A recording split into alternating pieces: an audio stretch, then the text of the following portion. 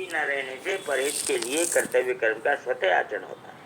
और यदि कर्तव्य कर्म प्राप्त ना हो तो स्वतः निर्विकल्पता में स्वरूप में स्थिति होती है। तो ऐसा भी होता है क्या कि कोई कर्तव्य कर्म किसी का हो ही नहीं? क्यों नहीं होता?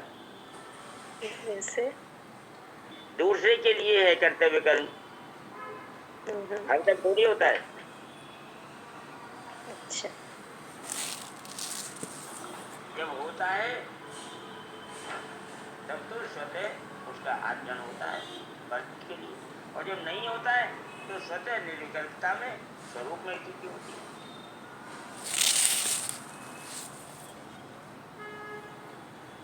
परिणाम स्वरूप साधन निरंतर होता है और असाधन कभी होता ही नहीं। तो उसमें कुछ भाव तो रहते ही होंगे। अगर अपने को दूसरों के हित के लिए कोई कर्म नहीं मिलते हैं और निर्विकल्पता में स्वरूप में स्थिति होती है, तो क्या भाव कुछ उस समय क्या रहता है, कैसे होती है स्थिति? बताओ क्या रह सकता है भाव? बस भगवान ही भगवान, और क्या, सिर्फ वही है। यहाँ बात तो भगवान की हो ही नहीं रही है, यहाँ तो कर्म की बात हो रही है। फिर नहीं समझ में आना चाहिए। ममता आसक्ति न रहने से परहित के लिए कर्तव्य कर्म स्वतः आचरण होता है। दूसरे के हित के लिए अपने आप होते हैं कर्म। ममता आसक्ति अगर नहीं है हमारे में तो न शरीर में है, न मन में है, न बुद्धि में है, न पदार्थों में है, न वस्तुओं में है, न कर्मों में है, तो परहित का आचरण स्वतः स्वाभाविक होता है। और अगर नहीं है कोई भी कर्तव्य कर्म तो फिर निर्विकल्पता में स्थिति रहती है, स्वरूप में स्थिति होती है। दोनों ही उत्तम अवस्था है। यही क्लियर नहीं हो पा रहा है कि कर्तव्य कर्म नहीं हो तो स्वतः निर्विकल्पता में स्वरूप में स्थिति हो जाती है। आचार्य जी, हमारी स्थिति है वो तो स्वरूप में स्वतः सिद्ध है, और जब ये ममता शक्ति को पकड़ लिया तभी हमारी उधर में ये रहती है आसक्ति। जब हम तो हमारी स्थिति तो हाँ। जब हम देखो सुनो, हम अभी भाई कहा जैसे कि हमारी स्थिति निर्विकल्पता में और स्वरूप में स्वतः स्वाभाविक रहती है, हर समय रहती है। जब हम परित के लिए कोई आचरण करते हैं तो शरीर में आती है। क्या समझ में नहीं आया, आप बताओ। ये ठीक है, आ गया ना, चलिए आ गया, बस आ गया। नारायण। परिणाम स्वरूप साधन निरंतर होता है और असाधन कभी होता ही नहीं। यह साधन बुद्धि। आलस्य और प्रमाद के कारण नियत कर्म का त्याग करना तामस त्याग कहलाता है। गीता के 18वें अध्याय का 7वां श्लोक। नियतस्य तु संन्यासः कर्मणो नोपपद्यते मोहातस्य परित्यागः तामसः परिकीर्तितः। तामस त्याग है, तामस त्याग से कल्याण नहीं होता, त्याग का फल भी नहीं मिलता। अब क्या है ये सुनो।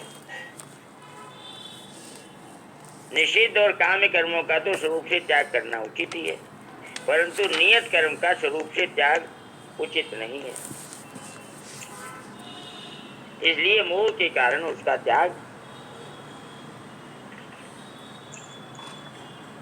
कर देना तामस त्याग कहा गया है।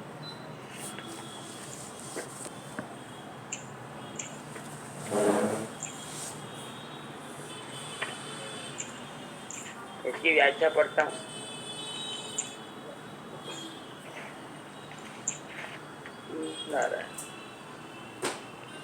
शास्त्रों ने जिन कर्म को करने की आज्ञा दी है वे सभी विहित कर्म कहलाते हैं। शास्त्र विहित कर्म, उन विहित कर्मों में भी वर्ण आश्रम और परिस्थिति के अनुसार जिसके लिए जो कर्तव्य आवश्यक है उसके लिए वे नियत कर्म कहलाता है। विहित एक बड़ी इकाई है, नियत उससे छोटी इकाई। विहित की अपेक्षा भी नियत कर्म में मनुष्य की विशेष जिम्मेवारी होती है। जैसे किसी को पैरे पर खड़ा कर दिया अथवा जल पिलाने के लिए प्याऊ पर बैठा दिया तो ये उसके लिए नियत कर्म होता है। नियत कर्म के त्याग का अधिक दोष लगता है। नियत का त्याग करने से ही विप्लव होता है। नियत कर्म का त्याग करने के कारण ही आजकल समाज में अव्यवस्था हो रही है। अतः रुपए कम मिले या अधिक,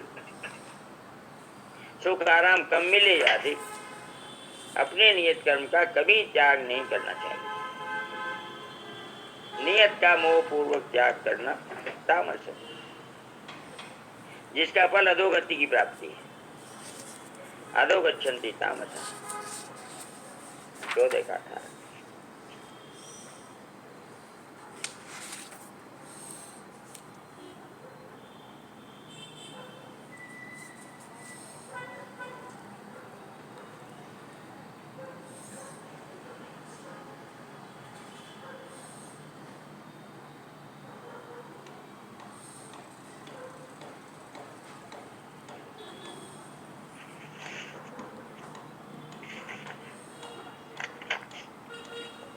जिसका फल मूढ़ता अर्थात मूढ़ योनियों की प्राप्ति है।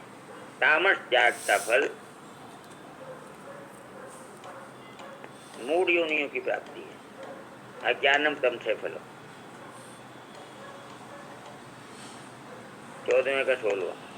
कर्मण सुखतस्याउ सात्विकम निर्मलम फलम रजसत्तु फलम दुखम अज्ञानम तम से फलम। प्रश्न संख्या 184 पर हैं। कर्मों को दुख रूप समझकर उनका त्याग करना राजस त्याग कहलाता है। दुख वित्तीय कर्म काय क्लेश भया त्यजेत स कृत्वा राजसम त्यागम नैव त्याग फलम लभेत। जिसका फल दुखों की प्राप्ति है, रजसस्तु फलम दुखम। 14 का 16। इसलिए यहाँ भगवान अर्जुन को कर्मों का त्याग करने के लिए नहीं कहते। प्रत्युत स्वार्थ, ममता, फलाशक्ति, कामना, वासना, पक्षपात आदि से रहित होकर शास्त्र विधि के अनुसार सुचारू रूप से उत्साह पूर्वक कर्तव्य कर्मों को करने की आज्ञा देते, जो सात्विक त्याग कहलाता है। 18 अध्याय का 9वां श्लोक। कार्य मित्येव कर्म एतम के अर्जुन संगम त्यक्त्वा फलम चैव स त्यागे सात्विको मत। स्वयं भगवान भी आगे चलकर कहते हैं कि मेरे लिए कुछ भी करना शेष नहीं है, फिर भी मैं सावधानी पूर्वक कर्म करता हूँ। 30 अध्याय का 22वां 23वां श्लोक।